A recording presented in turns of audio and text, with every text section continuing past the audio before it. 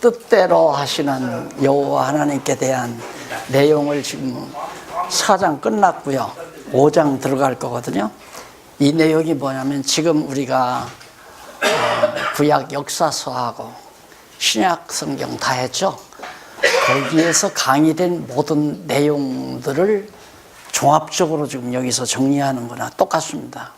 그러니까 모든 만사가 하나님의 정하신 뜻대로 된다. 그게 이제 구약 역사서 창세기부터 에스더서까지 내용이 바로 그거였고, 마태복음에서부터 요한계시록까지도 바로 그거 아니에요. 하나님의 주권적인 능력으로 모든 만사가 섭리되어서 간다. 그것을 종합적으로 이제 마스터 코스로 지금 말씀하는 내용이죠. 37장까지. 그러니까 대충 정리해서 넘어가도 충분히 다 이해할 수 있는 일이라고 생각해요. 그런데 조금 전에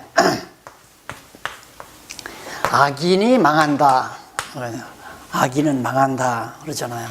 근데 이 근거를 이 엘리바스가 자기가 받은 계시에 의해서 근거를 대거든요. 내가 계시를 받았다. 그러니까 요즘에 이제 신비주의자들과 같은 거죠. 신비주의자들은 자기가 어떤 계시를 받아가지고 그 계시 내용 가지고 사람들을 설득하잖아요. 그게 바로 우리 한국교회를 멍들리게 만들었던 중요한 하나의 패턴이었는데, 엘리바스 같은 그런 주장이었죠. 근데 성경에 차라리 자기가 계시받았다고 하지 말고 시편에 악인은 그렇지 않으며 바람에 나는 겨와 같다 그래야 맞잖아요. 그러면 맞잖아요. 그런데 그거 틀린 얘기예요. 이제 우리가 시편을 안 배웠으니까 내용이 같다고 해서 같은 게 아니거든요. 그래서 시편에서 말하는 악인은 뭘 말하는 불택자를 말하는 거예요. 시편 1편에서 말하는. 그리고 의인은 누구냐면 의인은 택자를 말하는 거고요. 그러니까 하나님이 선택한 자는 의인이고 불택자는 악인인데, 여기서 말하는 엘리바스가 말하는 악인은 죄를 지은 자, 도덕적이고 윤리적인 죄를, 남의 것을 토색했다거나 거짓말을 했다거나 남을 속여먹었다거나 그런 죄를 지은 악인을 말하는 겁니다. 엘리바스가 말하는 건 이게 전혀 다른 거죠. 이게 성경의 문장이 같다고 해서 같이 이용하면 안 되는 거란 말입니다. 그러니까 악인이 망한다는 얘기는 시편에는 맞는 얘기예요. 악인은 그렇지 않으며 바람에 나는 겨와 같다. 왜? 악인의 최후 결과는 지옥으로 떨어지니까 멸망하게 돼 있어요. 그러니까 시작부터 끝으로 되잖아요. 여기서 이제 선택자가 있고 유기자가 있단 말입니다. 유기자. 이 역사를 진행해서 마지막 끝에 가서는 선택자는 구원하고 유기자는 멸망하고, 이런 논리에서 시편 1편은 말하는 거거든요. 악인은, 이게 악인이란 말입니다. 유기자는. 악인은 그렇지 않으며 바람에 나는 겨와 같아서 멸망한다. 그런 얘기고요. 엘리바스가 말하는 악인은 이 과정에서 너 인마 죄 졌잖아. 남의 거 토색했으니까 그렇지. 너 남 속여먹었잖아. 그러니까 무언가 죄를 졌으니까 하나님께서 너 망하게 한 거지. 지금 그 얘기란 말입니다. 그러니까 전혀 시편의 말과 엘리바스의 주장은 전혀 다른 거예요. 그러니까 역사를 진행하는 이 과정에서는 우리가 이렇게 말할 수 있어요. 악인도 망하고 의인도 망하고, 그게 택자도 망할 수 있고 유기자도 망할 수 있고, 반대로 택자도 흥할 수 있고 유기자도 흥할 수 있고, 이 과정에서는 얼마든지 하나님께서 섭리하기 위해서 망했다 흥했다 망했다 흥했다 할 수 있다는 얘기입니다. 그런데 최종 결론에 가서는 유기자는, 악인은 멸망 지옥으로 가고 선택자는 결국 구원에 이른다, 천국으로 간다. 이것은 결정되어 있는 거예요. 원리니까. 그러나 과정에서는 그 원리가 안 맞는 거죠. 악인은 망한다. 그럼 악인이 망한다 하면 야곱 같은 사람은 망했어야죠. 저 아버지 속여먹고 형 속이고, 그리고서는 사기치고 도망간 거 아니에요, 야곱이. 그러면 망했어야 하는데 가가지고 결국은 돈 벌어가지고 들어오잖아요. 돈 벌어가지고. 에서는 얼마나 착해요. 아버지가 하라는 대로 열심히 가서 땀 뻘뻘 흘리고 사냥을 해가지고 맛있는 음식 가지고 왔으니까 정직한 에서죠. 복 받고 살아야 되잖아요. 그런데 가나안 땅에서 쫓겨나잖아요. 가서 쫓겨나고서 에돔 땅에 가서 형편없이 낙오돼 버리고 말자는, 그러니까 맞지를 않는 겁니다. 그러니까 이렇게 엘리바스처럼 윤리도덕적인 기준에 의해서 원리를 정한다는 것은 모두가 다 그것 때문에 성경 해석을 못하거든요. 성경 해석의 큰 장애물이 선입견이에요. 도덕적이고 윤리적인 범죄 행위를 죄인으로 취급하는. 의롭다, 악하다라는 말이 하나님이 기뻐하신다, 싫어하신다라는 말과 같은 거예요. 하나님이 좋아하시면 선한 자예요. 선한 사람이고, 하나님이 싫어하시면 악한 사람이고, 어머니 뱃속에 야곱과 에서가 있었는데 에서는 하나님이 싫어했고 야곱은 하나님이 사랑했잖아요. 그 야곱은 의인이고 에서는 악인이고 이렇게 되는 거죠. 하나님이 결정하기에 따라서 악인과 의인이 결정되는 거지, 인간의 행위여하에 따라서 의인도 되고 악인도 되는 게 아니다. 그건 인본주의에 기초한 거죠. 윤리적이고 도덕적인 것에 의해서 악하다, 선하다라고 결정한다는 것은 인본주의 신학에서나 말할 수 있는 거지, 신본주의에 기초하면 하나님이 의롭다 하면 의롭고 하나님이 악하다 하면 악한 겁니다. 기준이, 왜? 선악 기준이 하나님이시니까. 맞는 얘기 아니에요? 그게 이제 신본주의란 말이죠. 이거 하나 더, 혹시 또 오해하실까 봐서 이거 하나 정리하고 또 뭐가, 이렇게 하다 보면 자꾸만 늦어져요. 자, 5장 1절로 7절에 보면 엘리바스가 미련하고 어리석은 자는 멸망을 한다고. 미련하고 어리석은 자. 이 미련하고 어리석다는 말은 자기가 옳은 말을 하는데도 바로 욥이 안 들어주잖아요. 미련하다 이거야. 공같이 미련해가지고 올바른 말을 해도 안 듣는다 이거죠. 근데 반대로 욥은 여호와 경외하거든요. 여호와 저주하잖아요. 끝까지 여호와를 인정해요. 지혜자 아니에요? 여호와를 경외하는 것이 지혜의 근본인데, 그러니까 미련하다, 지혜롭다 하는 것도 전혀 다른 거죠. 전혀 판가름이 달라요. 그래서 우리가 성경을 모르면 지혜로운 것 같아도 미련하고, 미련한 것 같아도 지혜롭고, 지혜롭다, 미련하다는 판결도 다르다는 걸 알 수 있습니다. 그 다음 8절로 16절에 보면 엘리바스가 욥에게 전능하신 하나님께 구하라고 권면한다. 맞는 얘기 아니에요. 그러니까 지엽적으로 보면 다 맞는 얘기 같아. 하나님께 구해라. 뭘 구해라? 용서해달라고 구하라 그 말이에요. 넌 다 죄졌으니까 하나님께 살려달라고 구해야지. 너 그래가지고 되겠느냐. 그러니까 욥은 그게 아니죠. 하나님의 정하신 뜻이 있어서 내가 이렇게 망하고 병든 것이다. 이렇게 얼마나 미련한 얘기예요. 그러니까 친구는 자꾸 욥더러 미련하고 어리석다고 그러고, 욥은 도리어 친구를 향해서 미련하고 어리석다고 지금 보는 거 아닙니까? 우리가 객관적으로 볼 때 누가 옳은 겁니까? 우리가 배운 대로라면 당연히 욥은 지혜로운 사람이고 엘리바스는 미련하고 어리석은 사람이고 여호와 경외할 줄을 모르니까. 자, 그래서 우리가 이제 이 성경 욥기를 전체적으로, 욥기를 바르게 이해하려면 성경 전체의 바탕 위에서 욥기를 봐야 바르게 이해가 되잖아요. 그런데 성경을 모르는 데서 욥기를 보면, 욥기를 보다가 이거 다음 주일날 무슨 설교를 할까 딱 이제 걱정을 하고 이제 딱 얘기를 하는데, 요즘 성도들이 기도가 부족하니까 하나님께 기도하라고, 간구하라고 권면을 해야 되겠구나. 그런데 그렇게 생각하고 있는데 성경을 보다 보니까, 자 12절에 처음부터 한번 보십시다. 나 같으면 하나님께 구하고 내 일을 하나님께 의탁하리라. 엘리바스 자기 같으면 그냥 하나님께 날 좀 살려달라고 구하고 내 지금 이 모든 절박한 현실을 하나님께 다 의탁하겠다.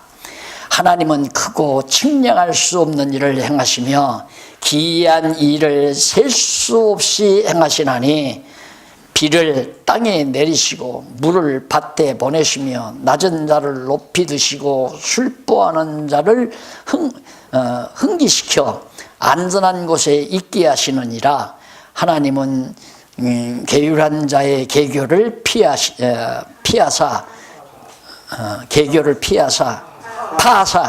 파하사 그 손으로 하는 일을 이루지 못하게 하시며 13절 간교한 자로 자기 계율이 빠지게 하시며 사특한 자의 계교를 피하게 하시며. 얼마나 좋은 말씀들이 다 나옵니까? 이대로 설교하면 얼마나 좋겠어요. 근데 이게 다 틀린 얘기 아니에요.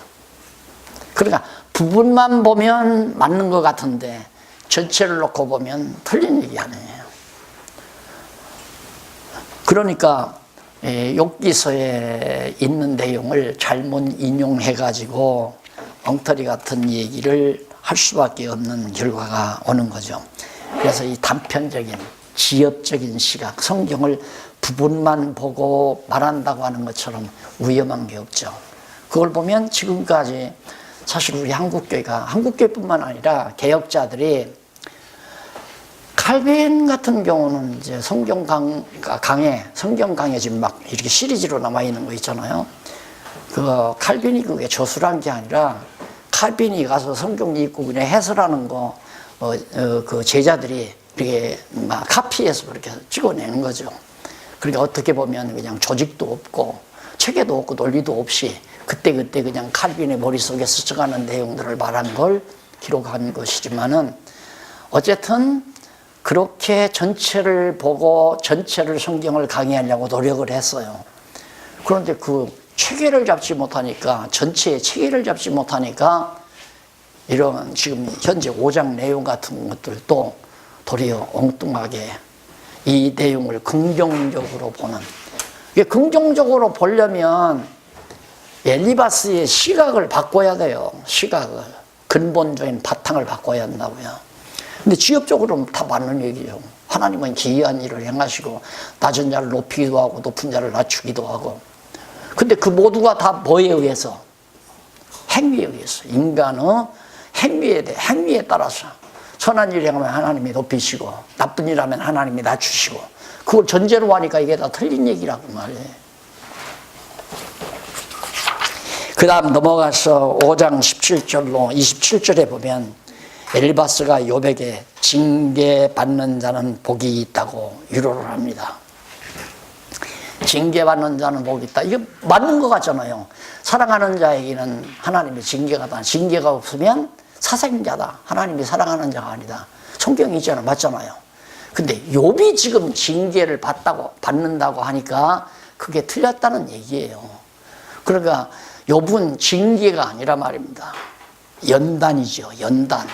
그래, 징계와 연단은 다르잖아요. 징계는 죄를 졌을 때 그 대가로 주는 게 징계고, 연단은 어떤 전제 조건이 없이, 이유 없이 그냥 성장을 위해서 하나님께서 연단을, 훈련을 시키는 것이 연단이란 말입니다.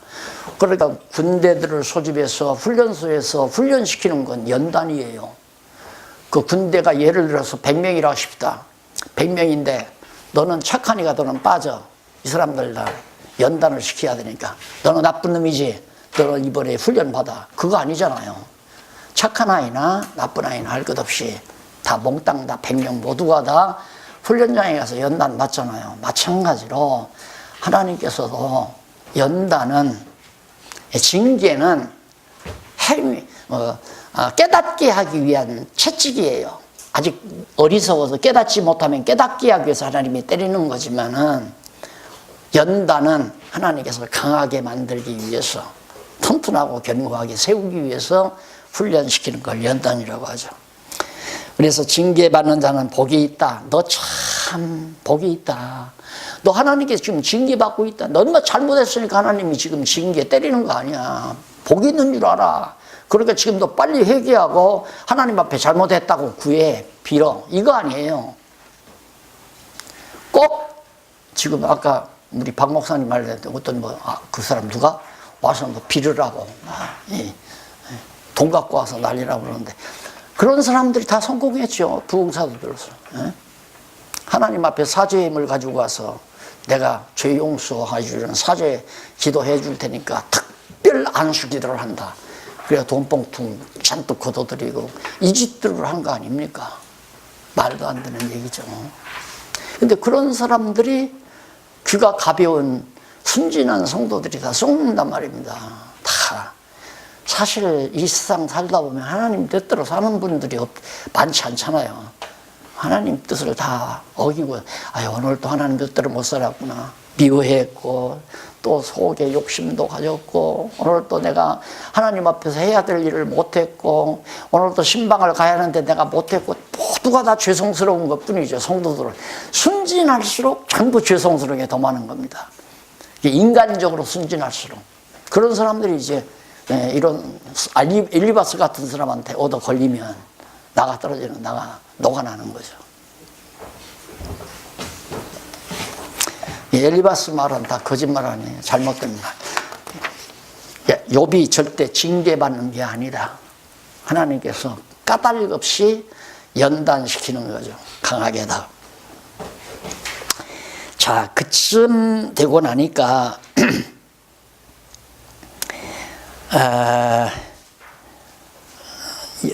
여기서 하나 더 얘기해요. 형벌이라고 하는 것은 행위에 대한 벌을 주는 거거든요. 그건 불택자에게 주는 거예요. 형벌은. 징계는 택자에게 주는 거고, 시련은 정말 어떤 행위와 관계없이 하나님께서 성장시키기 위한 하나님의 섭리로 시련을 주는 거고, 시련과 징계와 형벌이 다 다르다. 형벌, 징계, 시련, 이게 다 각각 다르다. 그 다음 욥의 반박과 기도가 나옵니다. 욥이 이제 듣고는 엘리바스에 대해서 반박을 해요. 반박이 뭐냐면 6장 1절로 7절에 보면 욥이 있다가 자기의 입장을 말하면서 엘리바스에게 변박을 합니다. 너 엘리바스 너 웃긴다. 너 하는 소리 다 틀린 얘기다 이 말이에요. 그게 뭐냐면 욥이 대답하여 가로되 나의 분한을 달아보며 나의 모든 재앙을 저울에 달 수 있으면 바다 모래보다도 무거울 것이라. 정말 내가 당하는 재앙이 너무 크다.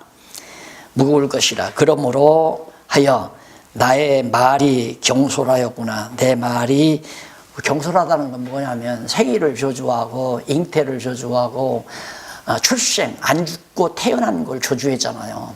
그래 너무 내가 경솔했다 그 말이죠. 전능자의 살이 내 몸에 박힘에 나의 영이 그 독을 마셨나니 하나님이 두려움이 나를 엄습하여 치는구나. 하나님께서 나를 이렇게 막 때려가지고 너무 혹독한 것으로 막 독심으로 나를 막 쏴버렸다 이거죠. 그러면서 내가 두려움으로 엄습하여 치는구나. 그러면서 들나귀가 풀이 있으면 어찌 울겠으며 소가 꼴이 있으면 어찌 울겠느냐. 들나귀가 풀이 있고 소가 먹이가 있으면 어찌 울겠느냐. 음무하고 울 필요가 없다 이거죠. 그러니까 자기가 이처럼 막 탄식하는 것은 내가 지금 당한 상황이 너무너무 급박하기 때문에 내가 그런 거다. 내가 좀 경솔했다. 솔직하게 말을 해요. 그러면서 6절 싱거운 것이 소금 없이 먹히겠느냐. 닭알 흰자위가 맛이 있겠느냐. 이런 것을 만지기도 내 마음이 싫어하니 이런 것을 만지기도 내 마음이 싫어하니 못된 식물같이 여김이니라. 그러니까 맛없이 모든 게 내게는 맛있는 게 하나도 없다. 이만큼 자기 고통이 심각하다는 얘기죠. 그러면서 이제 주장하는 얘기가 8절로 13절 6장 8절로 13절에서 욥이 하나님께 자기를 멸하여 주시기를 바라며 탄식을 합니다. 하나님 나를 차라리 죽여달라 이 말이죠. 나를 멸해달라. 그러면서 여전히 생일을 저주하거나 잉태를 저주하거나 살아서 출생한 것을 저주하지는 않지만 하나님께 차라리 나를 멸해 주십시오. 죽게 해 주십시오 하고 탄식하는 친구에게 정말 푸념하는 거죠. 엘리바스에게. 그러면서 욥이 엘리바스에게 긍휼이 없음을 지적해주며 책망합니다. 반대로 너 어떻게 그렇게 긍휼이 없느냐, 무자비하다 너. 그러면서 엘리바스를, 그리고 왜 그러냐면 막 죄인으로 몰아붙이니까, 네가 인마 죄를 졌으니까 하나님께서 너 멸망시킨 거 아니야. 하나님이 내가 계시 받았는데, 하나님이 그러시는데, 계시를 받았는데 악인은 망한다고 그러더라.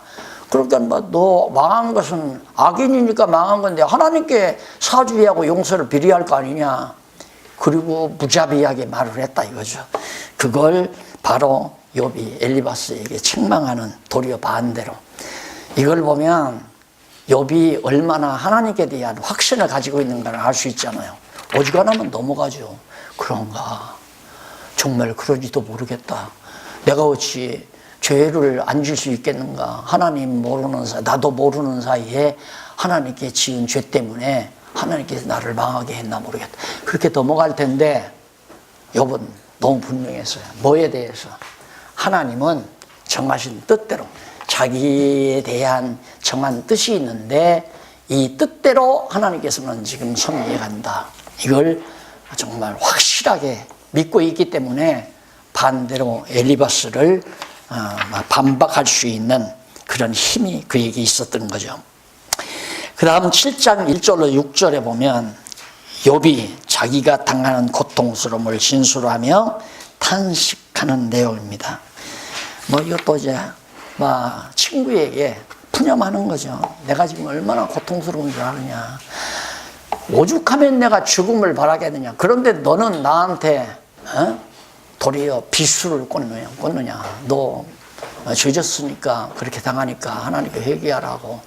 자기를 악인으로 몰아붙이는 친구가 못내 무자비하다고 그렇게 몰아붙인 겁니다.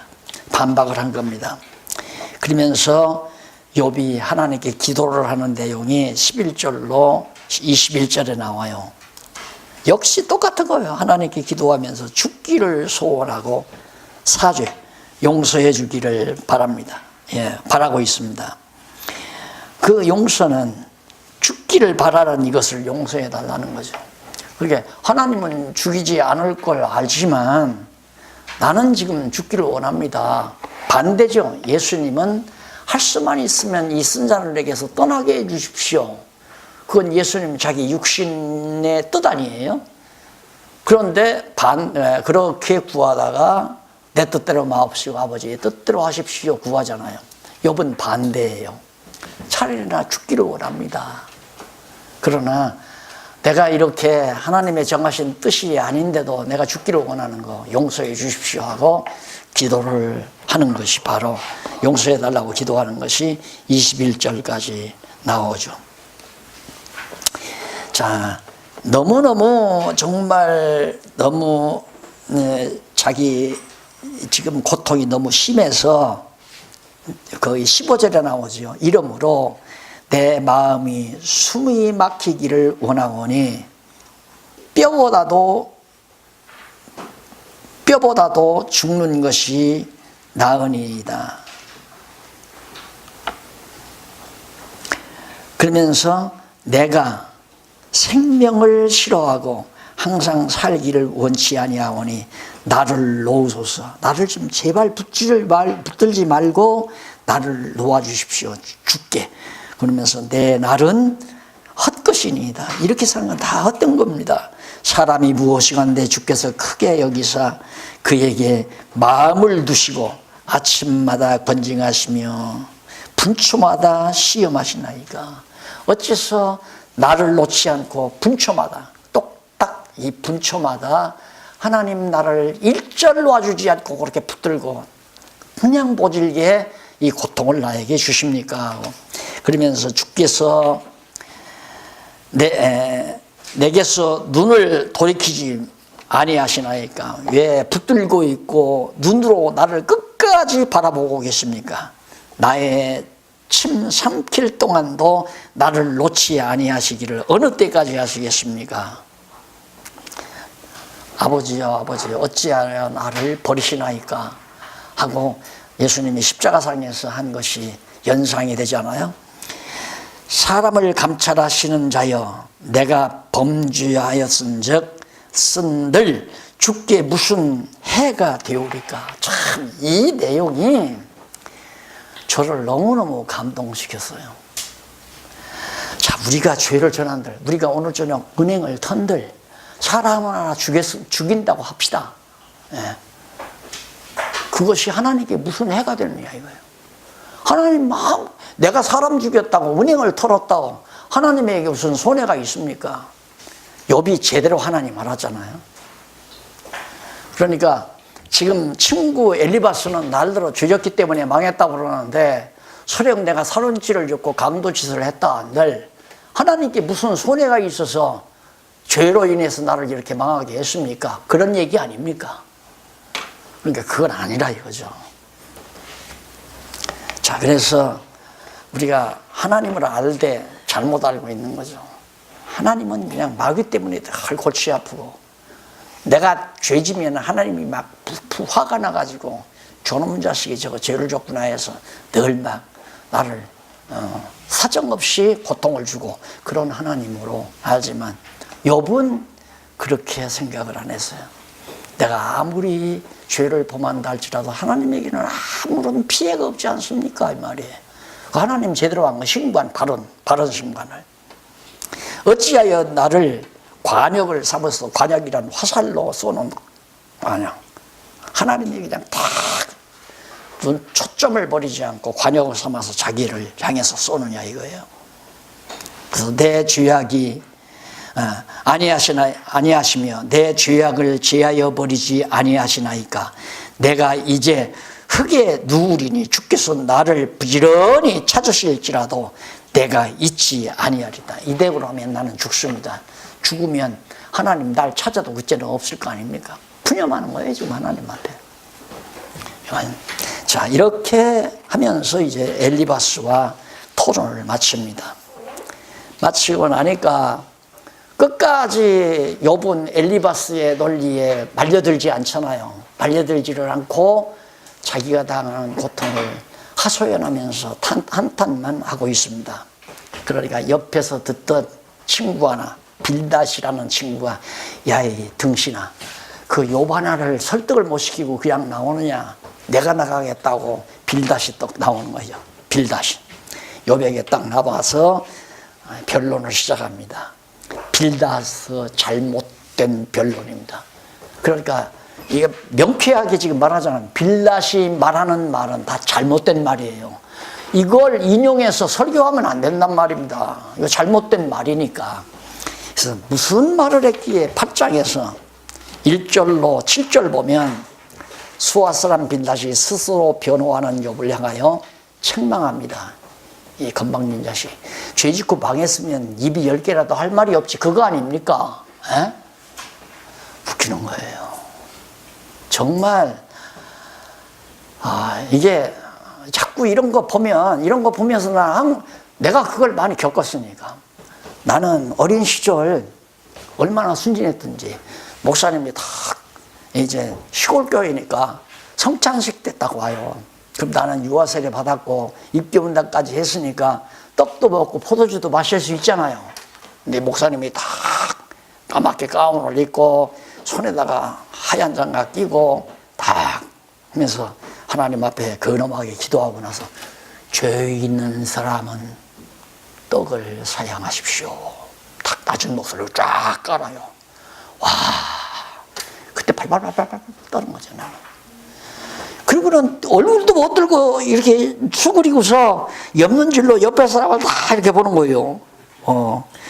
이권사도 받고, 그 다음 김집사도 다 받아서 야금야금 다 먹어요. 홀짝홀짝 다 들어 마시고. 나는 못 먹어요. 발발 떨면서. 그러니까 공갈친 거죠. 죄 있는 사람은 떡을 분병을 다 사양하라는 얘기니까. 그게 지금 공갈이 바로 빌닷이 공갈치는 거 아니에요? 야, 이 자식아, 죄 짓고 망했으면 입이 10개라도 할 말이 없지 무슨 잔소리가 그렇게 많아. 각색을 하자면 지금 그런 얘기란 말입니다. 내가 거칠게 지금 각색을 했지만 지금 내가 이렇게 거칠게 각색을 하게 되는 이유도 너무 억울해서 그래요. 어린 시절부터 내가 당한 게 너무 억울해서. 첫째는 그 배고프신 시절 떡 요만한 거 못 받아먹는 것도 억울하고, 달착지 그날 포도주 잔 못 먹은 것도 억울하고, 엉터리 같은 목사 마을에 쏘가가지고 먹었단 말입니다. 그걸 개미는 파먹고 땅에다 묻으면서 왜 나는 못 먹게 하느냐 이 말이야. 예? 이거 거룩한 떡이고 거룩한 예수님의 피니까 누가 함부로 먹으면 안 된다고 담장 밑에다가 땅 파고 다 갖다 쏟고 묻고 그래요. 개미들은 횡자만 낮은 거죠. 개미들은. 예? 참 그렇게 이런 빌닷 같은 지도자들이 그동안 한국교회를 이끌어온 거 아닙니까? 자기는 다 깨끗해. 부흥사들은 자기는 성자로 등장해야 돼요. 그래서 그러기 위해서 이제 담임 목사가 소개를 합니다. 지금 삼각산에서 40일 금식기도 하고 곧바로 지금 우리 교회로 옵니다. 이 강단으로 옵니다. 영안이 뜨셨습니다. 정말 신령한 부흥사입니다. 소개 딱 받고 들었으면 벌써 보자마자 다 발발발발 떠는 거죠. 이제 공갈 협박하는 겁니다. 죄! 하나님이 용서 못하는 죄가 있어! 이렇게 한 번 하면 발발 떠는 거 아닙니까? 나도 했다니까! 그쪽으로 나갔어야 되는데. 다른 죄는 나 용서돼! 그러나 생명을 죽인 죄는 용서 못해! 그래서 다 대부분들이 여자니까. 낙태! 생명은 하나님이 주일이야.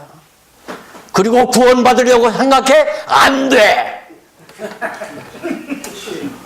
그리고 공갈 협박 터놓으면 첫날부터 완전히 가는 거죠. 그게 빌닷 아니에요. 야, 이 자식아, 죄 짓고 망했으면 입이 10개라도 할 일 없는데, 네가 엘리바스한테 대들어? 나하고 해보자. 그리고 나온 거란 말입니다. 그래도 욥은 굴하지 않아요. 자, 그러면서 변호하는 욥을 향해서 책망을 하면서 거기 3절로 7절에 보면 빌닷이 욥에게 뭐라고 하냐면 공의로 심판하신 하나님께 구하라. 얼마나 멋있어. 말만 다르지 엘리바스하고 같아요, 안 같아요? 같은 얘기 아니에요. 넌 죄 졌으니까 망한다. 내가 계시받았는데 악인은 망한다고 그러더라. 그 공의로운 신, 여기서 빌닷이 말하는 공의는 뭐냐면 악인은 망하고 의인은 흥한다. 하나님의 뜻대로 잘 사는 사람은 흥하고 하나님 뜻 어기고 죄 지는 사람은 망한다. 그게 공의다. 하나님의 공의다. 이게 좀 빌닷이 말하는 공의는 그게 공의예요. 욥이 말하는 공의는 하나님의 뜻대로가 공의고 하나님의 정하신 뜻대로 해야 공의로운 하나님이에요. 그게 의란 말입니다. 공적인 의. 공의란 말이 그거 아니에요? 공적인, 공공의 의다. 하나님이 정해놓으신 공공의 의가 뭐냐? 하나님이 정하신 뜻이 공의죠. 그런데 그렇게 보지를 않고 인간 중심으로 도덕적이고 윤리적인 죄를 범하면 망하고 죄를 범하지 않고 착하게 살면 흥한다. 이게 공의라고 생각하는 거예요. 빌닷이 말하는. 그러니까 정말 유치한 거죠. 저질적인 지도자라 말입니다. 저질적인 지도자. 그래서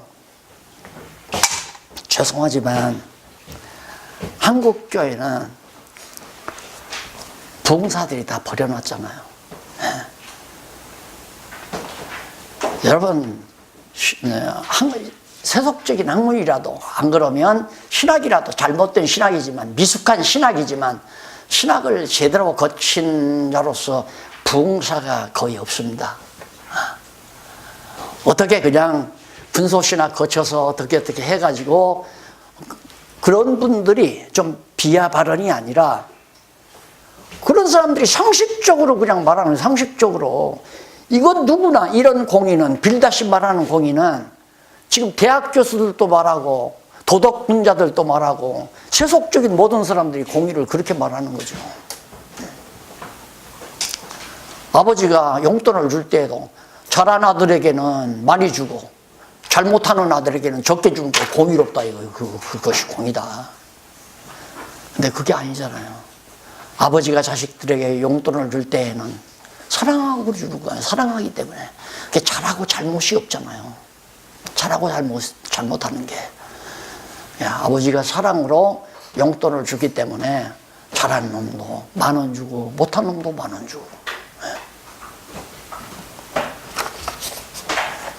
그래서 공의로 심판한다. 이것도 이 공의에 대한 견해가 다르다는 사실을 여기서 그 내용을 읽어보시면, 그 다음 8절로 19절에 보면 빌닷이 옛시대 열조로부터 터득한 일을 여호와에게 가르칩니다. 자, 공의로 심판하신다.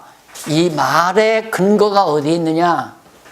옛적부터 전해 내려오는 전통, 관습, 관례, 관념, 다 옛 어른들로부터 그렇게 듣고 배워온 거 아니냐.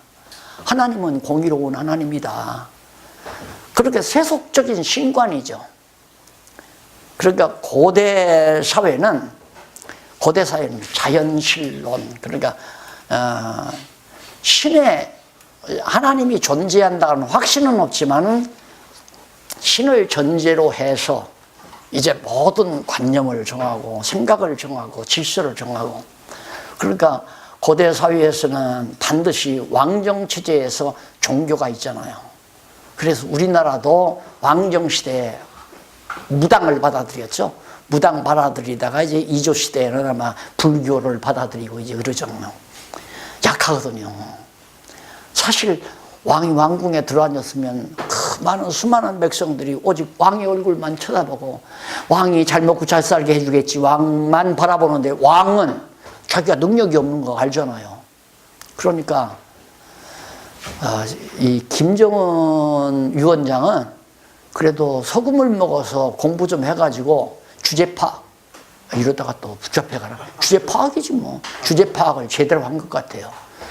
백성들이 다 가난하게 살고 자기는 호화로운 호화로운 생활을 평양에서 해나간다 보니까 양심이 있죠.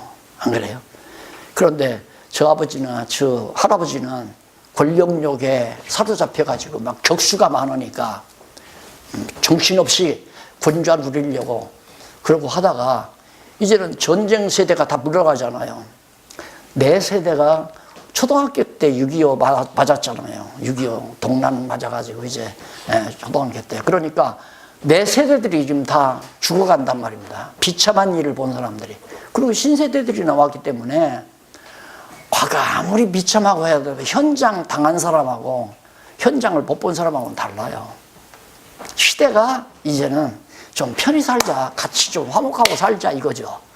우리 세대는 안 돼. 저 새끼가 우리 아들 죽였어. 저놈 새끼들이 우리 큰형님 갖다가 죽였어. 이 악심 때문에 그동안 안 됐는데 지금 이제 많이 달라졌잖아요. 달라져가지고 이제는 정말 마음을 풀어져가지고 어떻게든지 서로 같이 먹고 살자. 평화, 그 다음 경제발전, 이걸 모토로 해서 지금 얘기가 오고 가는데, 과거는 전부가 다 신중심. 그러니까 왕정체제는 자기가 신이 되든가 신을 빌리든가 신이 나를 왕으로 인정을 했다. 그래서 왕이 제사장 역할을 하잖아요. 왕의 제사장 역할. 그 이북 같은 경우는 완전히 김정은이, 김일성, 김정은이 다 종교 숭상 대상이에요. 숭상 대상. 정말 신과 같은 존재로. 그게 천하의 종교죠. 그런데 이제는 그 종교로 받아들인다는 것이 시대가 안 맞으니까 알 거 아니에요. 분위기를 점점. 이게 완전히 국경을 초월해서 막 정보가 날아들어오는데 아무리 그걸 막으려도 안 된단 말입니다. 그러니까 젊은 사람이라 머리가 빨라서 빨리 개방해야 되겠다 이런 생각이 들어간 것 같아요. 그래서 아주 전설, 과거 조상 때로부터 열조로부터 어떤 사상, 전해 내려오는 사상, 그게 뭐냐면 죄지면 망한다. 우리도 그거 있잖아요. 불효, 부모, 사후에. 그러니까 불효에게 부모 불효하면 죽은 다음에 후회한다. 이런 것도 있고 3대를 공적을 쌓아야 복을 받는다.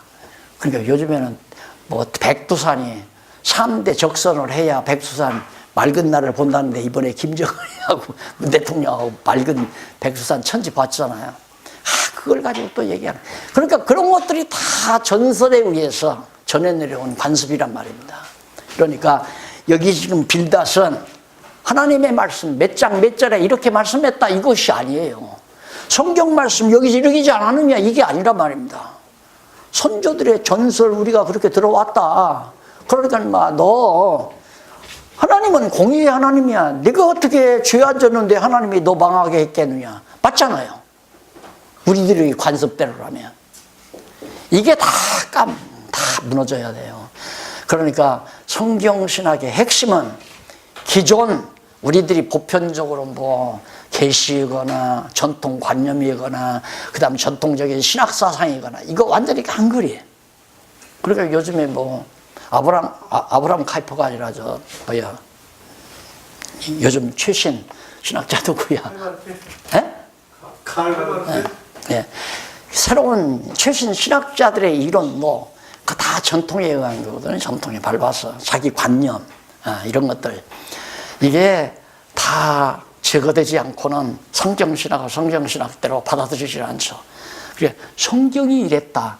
성경이 이랬다는 거 아까 말한 대로 문장만 똑같으면 같은 게 아니에요.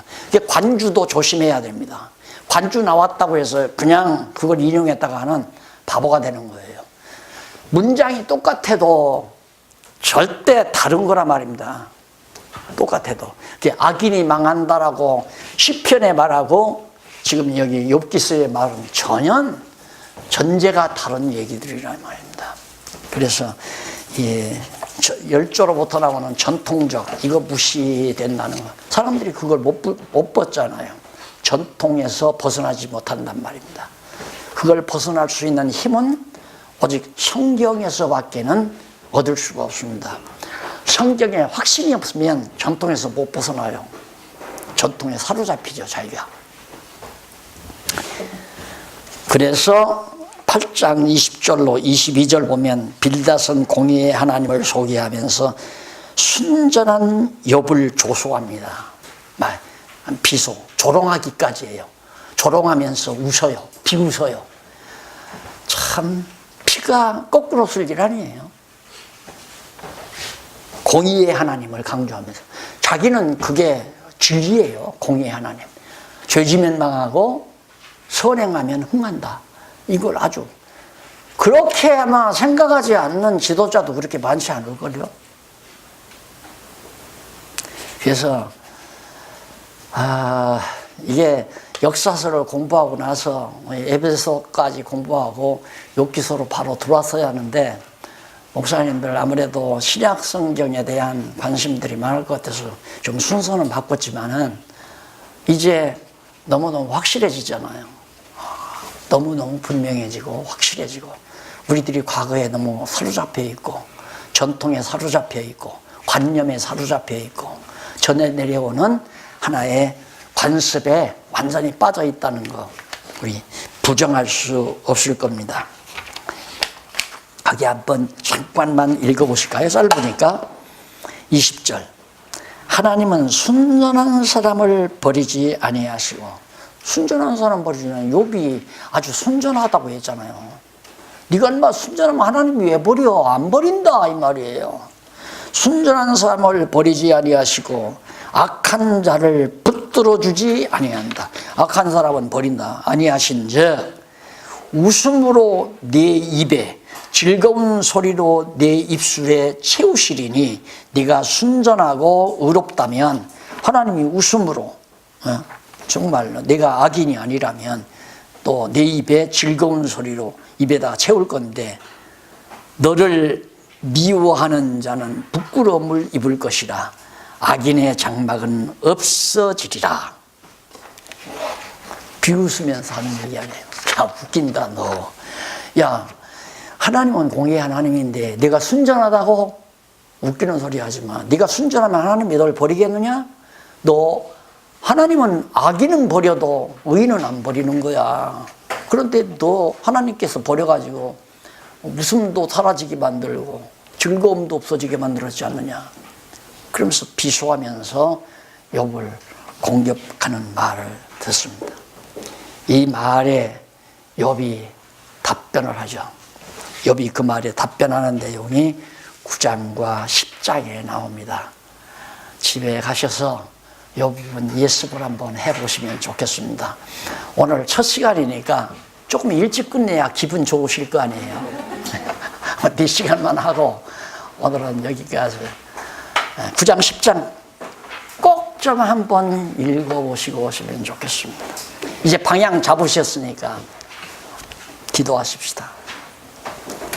살아계신 하나님 아버지, 모든 만사를 정하신 뜻 따라 섭리하시는 여호와 하나님이심을 오늘 또 실감나게 저희들이 말씀 안에서 확인했습니다. 전능하신 하나님 앞에 감히 우리들이 정말 자신을 내세우는 어리석음이 없게 하시고 온전히 하나님 앞에 자신을 온전히 설복시키는 지혜로움을 우리 모두에게 허락해 주시옵소서. 지혜의 영이 우리와 함께 하시옵시기를 비며 예수님의 이름으로 기도드립니다. 아멘. 감사합니다. 일주일에 다시 만납시다. 감사합니다.